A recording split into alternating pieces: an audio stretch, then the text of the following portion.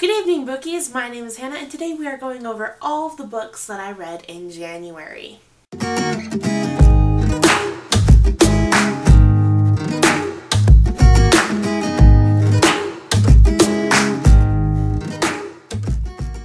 Alright, so January as a reading month for me, I feel like was phenomenal. I read 8 books this month, which is more books than I read last year. Like, I read 7 books last year. Those are the only books I've read last year. But in January, I read 8 books. And honestly, I am so surprised at myself. So today, for the wrap-up, I decided I'm going to go through the 8 books that I've read, tell you what I thought of them, and then I'm not going to do a February TBR because I feel like instead of choosing what I want to read, I really have to walk up, feel it in my soul, and then read it. Though I would like to make my goal to read a Cassandra Clare. I don't know how well that's going to go, but I would like to either read City of Ashes in February or Lord of Shadows in February, but we'll see. I'm not making any promises.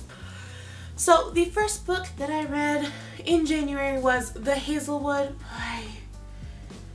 Why don't I look before I start recording to see if they've got stickers on them? I'm just going to leave it. That's a disaster waiting to happen. So The Hazelwood by Melissa Albert.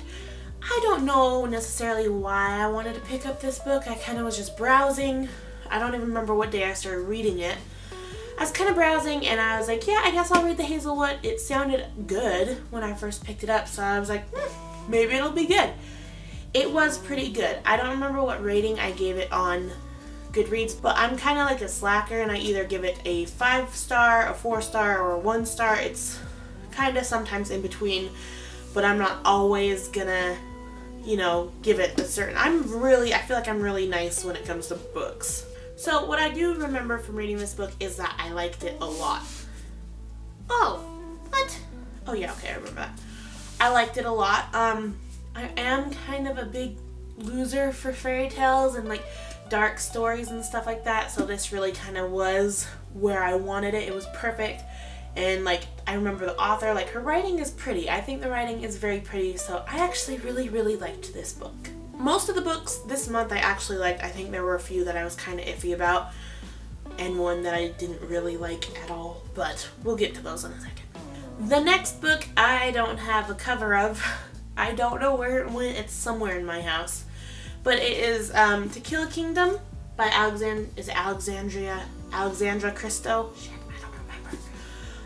This is probably one of my favorite books of all time. A lot of people didn't really like it. Amelia read it and she said, yeah, the ending was a little climactic. I can't talk today, guys. But I really liked this book, and I did start reading it a couple months ago. Don't know why I put it down, but I put it down and then I just stopped reading it. So I had to restart it, and I just forgot how much I liked it. I mean, I love mermaids and I love pirates, so it was amazing. I loved this book. As I said before, a lot of these books I actually loved, and Flame in the Mist by Renee Ahdieh was one of them. So as you guys get to know me, you should learn that there are a lot of certain tropes, tropes that I like, and one of them is a girl dressing as a guy in any situation to like stay under the radar. And then I heard this was a Mulan retelling. It's not strictly Mulan. There's really nothing that ties it to Mulan except that she dresses as a guy to get what she needs or do what she needs to be done. That's pretty much where the similarities end. I can't talk today, I'm so sorry. But this book is amazing. I haven't picked up the second one yet. I don't know why. I don't know, maybe so I can do what I usually do, is forget everything about this book and then never read the second book again. No, I actually kept tags. All of them have tabs this time, so if I am ever going to pick up the second one, I can kind of just reread the parts that I think are important, the parts that I like, stuff like that, and hopefully pick up into the second one and just go with it. Such a good book though. I loved this book. The next book I have, let's see, there were weird circumstances, not weird circumstances, but a circumstance where I picked up this book. And this doesn't happen very often, but I had money. I had $20-ish, always $20-ish. And I wanted to go pick up a book. I think I had a rough day at work, which is not unusual, but I was like, I'm gonna run in, pick up a book, and then go home and see if I can get like started on another book. I just finished Flame in the Mist. That's what's happened. And I walked into the bookstore, which was closing in 10 minutes. I was like, oh my gosh, I gotta pick up a book real quick. And I picked up Sky in the Deep by Adrienne Young, and I finished it. I started it and finished it. I think, no, million, okay. I'm getting confused with the whole 24-hour readathon thing, but that's in a minute. But I finished this book, and I really liked this book. I'm glad that it was a standalone, because sometimes things happen where I don't want to read the second one, or something always happens that always makes me not want to read it. But I also I feel like I could have had more of this. And that's just me. That's just the way I am. I wanted more of it, and there is no more of it, so I moved on. Okay, so the next book I have, I didn't exactly love this book. It was okay. I liked it because it kind of had the same things that Tequila Kingdom had that I kind of liked, and I didn't exactly hate it. So it's kind of in the gray area between I love it and I hate it. So it's literally, I liked it. It was okay. And that is CFI Art by Natalie C. Parker. I read this for my 24-hour readathon, which I could leave a tag or something for, I think, if I figure that out. This book was okay. As I think about it now, I actually thought it was pretty good, but I wasn't in love with it. It has like pirates. There were no mermaids, not that I remember. No, there's no mermaids. But there are pirates, it's on like ships, there's all this cool action. It's a pretty good book, but I feel like I was a little bit on a book hangover after all the amazing books that I'd read before, and I don't know, it didn't quite hit that I love it mark for me, but it was pretty good. I also don't remember how many stars on Goodreads that I gave these books, so I'm going to put it down here so you guys know how many stars I gave it if you're interested in knowing that, or you can just go check out my Goodreads, which I will put up there.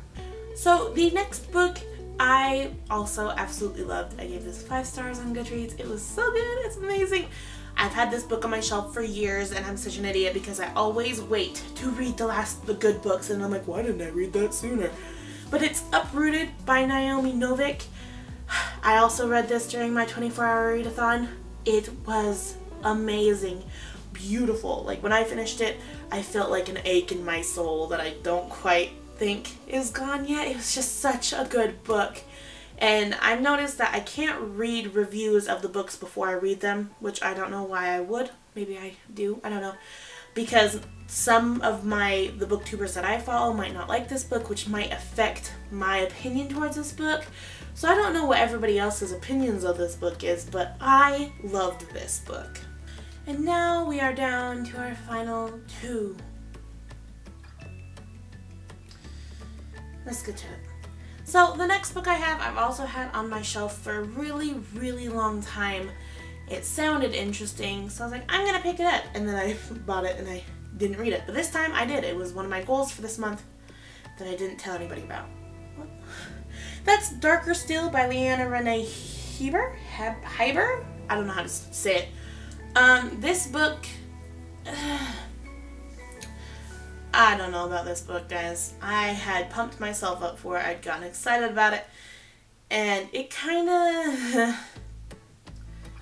disappointed me. It kind of did. I don't like characters, how do I put this? I like slow burn romances, but when she met the character in the book that I obviously was like, I'm gonna ship you guys, it's obvious I'm supposed to ship you guys, it was like immediately like, oh, we're in love, we're meant to be, and stuff like this, and I'm like, ugh, gross. I don't know, I'm really a slow burn kind of person, so I didn't really like this. I mean, the story was pretty good, and there were things, like, it's a mystery book, not mystery, it's got a mystery in it that I tried to piece together, and some of them I was like, why are you guys so dumb? I could have figured that out. But at the end, it was, like, the action was okay. The mystery was also okay, but the love story was kind of meh. So, sorry, I don't mean to be harsh about it. I just didn't love this book. I did put tags in, not a lot. There's 11 tags, which is not a lot for, I mean, I guess it's a small book, but, I mean, there's 317 pages and there's 11 tags. I don't know the math, but let's find out. So apparently, if I did the math right, I'm gonna go check with Amelia after this though. That's a tag every 28 pages, which sounds okay. I'm gonna go check my math with Amelia though. I'll be right back. Okay, Amelia said that makes sense. And Amelia's better at math than I am, so I'm just gonna, I mean, I'm sure my math is wrong, but Amelia's better at math than I am, so that is a tag every 28-ish pages, which is a long gap between pages, and I don't like that big of a gap between pages. Not the reason I didn't like the book though. Okay, and the final book, I was so disappointed. I don't know if I'm disappointed at myself. I don't know if I'm disappointed at the author. I don't know if I'm disappointed at literally the universe. But, this book is The Embers, the Lantern's Ember? That's not a spider, it's lint. By Colleen Hook. It's Hook. Guys, I love this author. I have loved her Reawaken series. I've loved her Tiger's Curse series.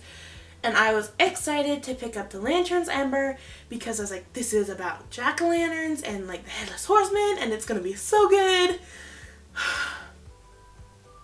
It was okay. That's it.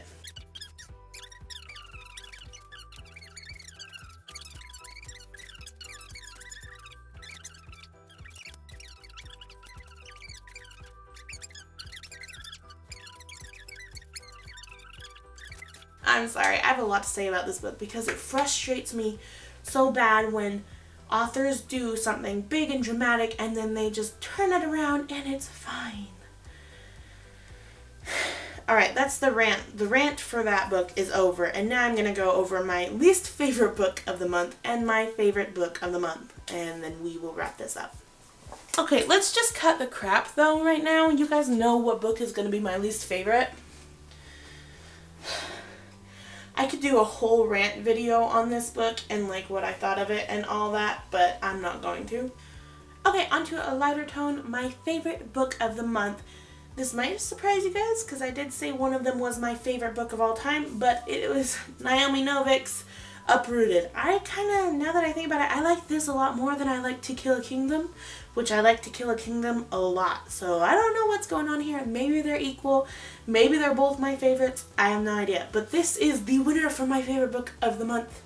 And I am still I'm probably going to reread it, honestly. That's how good this book was. Okay, I know I rant quite a bit in this video, but I have a lot of feelings about the books that I read this month. But, that is it for this video. Thank you so much for joining me.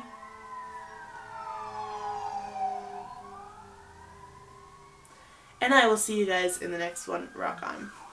Hey guys, I'm Hannah at Heckyeahbooks, and today me and my sister, who you are going to meet in just a few seconds, we are doing the siblings tag. So she is sitting behind the camera.